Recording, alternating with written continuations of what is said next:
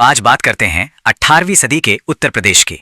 एक ऐसा दौर जब ताकतवर मुगल साम्राज्य की पकड़ ढीली पड़ रही थी और जब इतनी बड़ी ताकत कमजोर होती है तो एक खालीपन पैदा होता है। सवाल यह है कि उस खालीपन को भरने के लिए कौन आगे आया, और ये सवाल ना इतिहास में बार बार उठता है। उत्तर प्रदेश के दिल में इस सवाल के दो बड़े दावेदार थे और उन्हीं की कहानी आज हम देखने वाले हैं। तो मैदान में दो बड़े खिलाड़ी थे। एक तरफ थे मराठा, दक्षिण से आए वो जबरदस्त योद्धा जो अपनी फौजी ताकत के लिए मशहूर थे, और दूसरी तरफ थे अवध के नवाब। थे तो मुगलों के गवर्नर, लेकिन उनकी नजरें अपनी खुद की सल्तनत बनाने पर थीं। तो चलिए कहानी को थोड़ा और करीब से देखते हैं। शुरुआत करते हैं मराठों से और उत्तर भारत में उनके तूफानी अंदाज में आने से। तो हुआ ये कि जैसे जैसे दिल्ली में मुगलों की पकड़ कमजोर पड़ने लगी, मराठा वो पहली बड़ी ताकत थे जिन्होंने उत्तर भारत की तरफ देखना शुरू किया, और उनका मकसद बिल्कुल साफ था। असल में मराठों का मकसद सिर्फ जमीन पे कब्जा करना नहीं था, उनका असली खेल तो था पैसे का।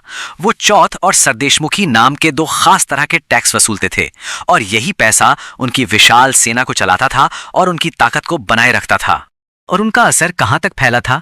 आगरा, इटावा, मथुरा से लेकर बुंदेलखंड और इलाहाबाद तक उत्तर प्रदेश के ये बड़े इलाके सीधे सीधे मराठा प्रभाव में आ गए थे।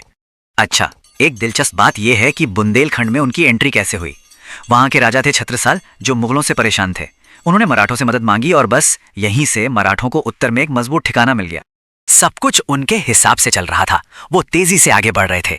लेकिन फिर आया कहानी में एक बहुत बड़ा ट्विस्ट, एक ऐसा मोड़ जो उत्तर भारत में उनकी किस्मत हमेशा के लिए बदलने वाला था। ये साल, इसे याद रखना बहुत जरूरी है, 1761। ये साल था पानीपत की तीसरी लड़ाई का। बस इस एक जंग ने पूरा नक्शा ही बदल दिया। अहमद शाह अब्दाली के हाथों मराठों की हार बहुत बड़ी थी, और इस हार के साथ ही उत्तर भारत में एक पक्का मराठा साम्राज्य बनाने का उनका सपना भी टूट गया। तो पानीपत में मराठों की हार के बाद नॉर्थ इंडिया में फिर से एक पावर वैक्यूम, मतलब शक्ति का एक खालीपन बन गया। और इस खाली जगह को भरने के लिए एक नई ताकत सामने आई, अवध के नवाब। और उन्होंने एक ऐसा राज बनाया जो मराठों के प्रभाव से कहीं ज्यादा टिकाऊ साबित हुआ। तो अवध की कहानी का हीरो है सादत खान। साल था 1722। वो मुगल दरबार के एक बड़े अफसर थे जिन्हें अवध का गवर्नर बनाया गया। लेकिन वो बहुत होशियार थे। उन्होंने मौके का फायदा उठाया और अवध को लगभग एक आजाद सल्तनत बना दिया। ये जो टाइमलाइन है ना, ये अवध के 100 साल से भी ज्यादा के शानदार सफर को दिखाती है। सादत खान से शुरू होके ये कहानी सफदरजंग तक पहुंचती है, जिन्होंने दिल्ली में अपना दबदबा बनाया। फिर शुजाउद्दौला आए, जिनका सामना अंग्रेजों से हुआ, और आखिर में वाजिद अली शाह तक। हर नवाब ने इस सल्तनत में एक नया रंग भरा। तो चलिए जरा और करीब से देखते हैं नवाबों के इस दौर को, कि आखिर नवाबों के राज में अवध कैसा था और उन्होंने क्या क्या किया। तो जो शुरुआती नवाब थे जैसे सादत खान और सफदरजंग, उनका पूरा फोकस था एक मजबूत सिस्टम बनाने पर। उन्होंने प्रशासन को सुधारा, टैक्स का सिस्टम ठीक किया, और इसी वजह से अवध एक बहुत बड़ी ताकत बनकर उभरा। अब शुजाउद्दौला के दौर तक आते आते मैदान में एक नया और बहुत बड़ा खिलाड़ी आ चुका था, ब्रिटिश ईस्ट इंडिया कंपनी। और 1764 में बक्सर की लड़ाई अवध और अंग्रेजों के बीच पहली बड़ी और सीधी टक्कर थी। लेकिन अवध का असली गोल्डन पीरियड वो शुरू हुआ आसफउद्दौला के साथ। उन्होंने राजधानी को फैजाबाद से लखनऊ शिफ्ट किया, और लखनऊ को ऐसा बना दिया कि लोग आज भी उसकी मिसाल देते हैं।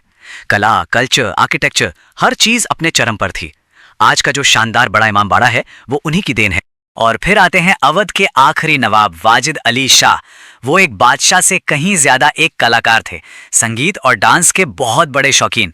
ठुमरी को आज जिस रूप में हम जानते हैं उसमें उनका बहुत बड़ा हाथ था।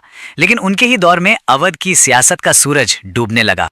और यहीं से शुरू होता है नवाबों की कहानी का आखिरी चैप्टर, जब अंग्रेजों ने अवध पर कब्जा कर लिया। तो कहानी का अंत कुछ इस तरह हुआ। साल 1856। गवर्नर जनरल थे लॉर्ड डलहौजी। उन्होंने नवाब वाजिद अली शाह पर यह इल्जाम लगाया कि उनसे राजकाज ठीक से नहीं चल रहा है, और इसी बहाने पूरे अवध को ब्रिटिश साम्राज्य में मिला लिया गया। ऑफिशियल वजह सिर्फ एक शब्द, कुशासन, मतलब मिसगवर्नेंस। डलहौजी का तर्क था कि नवाब अपना राज ठीक से नहीं चला पा रहे, इसलिए जनता की भलाई के लिए उन्हें हटाना जरूरी है, और इसी एक शब्द की आड़ में एक पूरी सल्तनत खत्म कर दी गई। तो इस पूरी कहानी के बाद आखिर उत्तर प्रदेश पर किसकी क्या छाप रही, मराठों की या नवाबों की? चलिए देखते हैं कि दोनों ने पीछे क्या छोड़ा। तो आखिर में तस्वीर क्या बनती है?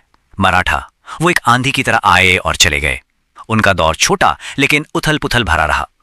वहीं दूसरी तरफ अवध के नवाबों ने 100 साल से भी ज्यादा हुकूमत की और एक ऐसी संस्कृति, एक ऐसा प्रशासन बनाया जिसकी छाप आज भी लखनऊ की तहजीब और इमारतों में जिंदा है। अवध का विलय नवाबों की कहानी का तो अंत था, पर इसने एक और बहुत बड़ी कहानी की नींव रखी। जानते हैं, 1857 के महाविद्रोह के सबसे बड़े कारणों में से एक अवध का विलय भी था। पर वो कैसे? ये एक ऐसा सवाल है जो सोचने पर मजबूर